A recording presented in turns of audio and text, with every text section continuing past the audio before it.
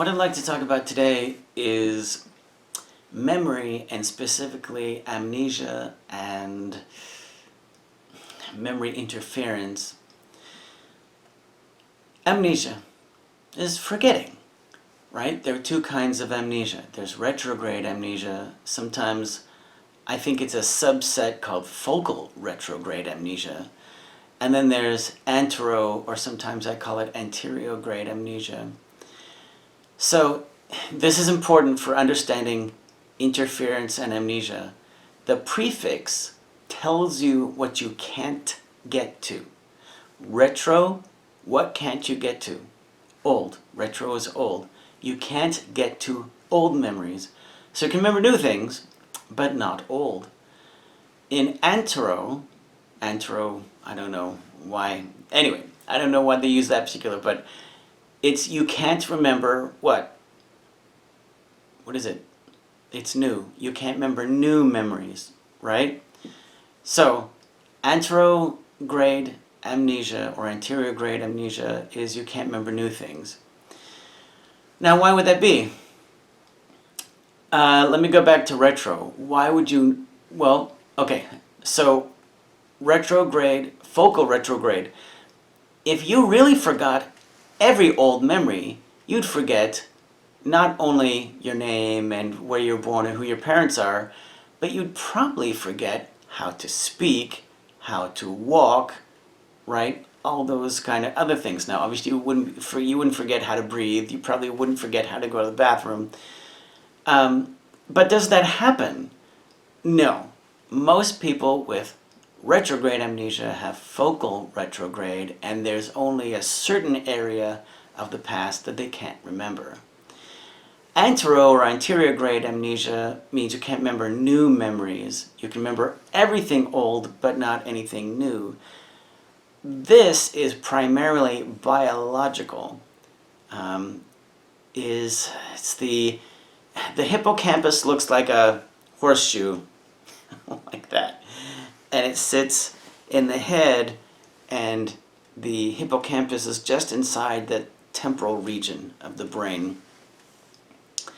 If you have, let's see, man, I'm going to forget this. If the left side of the hippocampus is damaged, you can remember what you saw, but you can't remember what you heard. If the right side is damaged, if I remember correctly, you can not remember what you saw, but you can remember what you heard.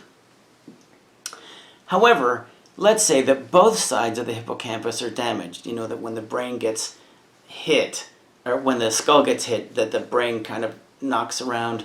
So it is possible for both sides of the hippocampus to be damaged to some extent. And so I think that's the idea with anterograde amnesia, is you literally biologically can't make any new memories, but that also means that you can't make any new long-term memories either. So it ends up, one of my kind of favorite movies is Memento, and I think that's a pretty good representation of what real biological anterograde amnesia would look like.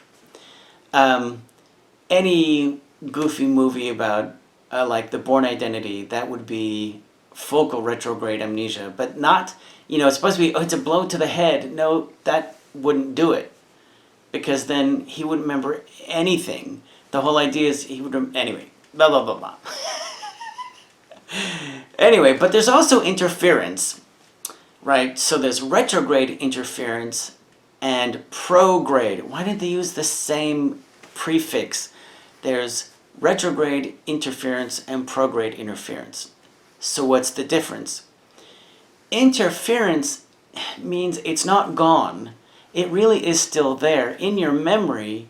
You just can't get to it at this, at this instant. Maybe if you wrote yourself a note, you'd be able to get that information out later. So let me give you an example. You have, you've just moved to a new house, or maybe you got a new cell phone, right? You have a brand new cell phone number, but which one are you going to remember? Well, because it's so new, you're probably going to remember the old one when people ask you, hey, what's your number? Right? That's Prograde interference, right? What can't you remember? You can't remember the new phone number. Why? Because some old information is interfering, right, with that information. So retrograde interference, what can't you remember? You can't get to the old information. Why? Because something new is in the way. So I can't think of a really good example for that one.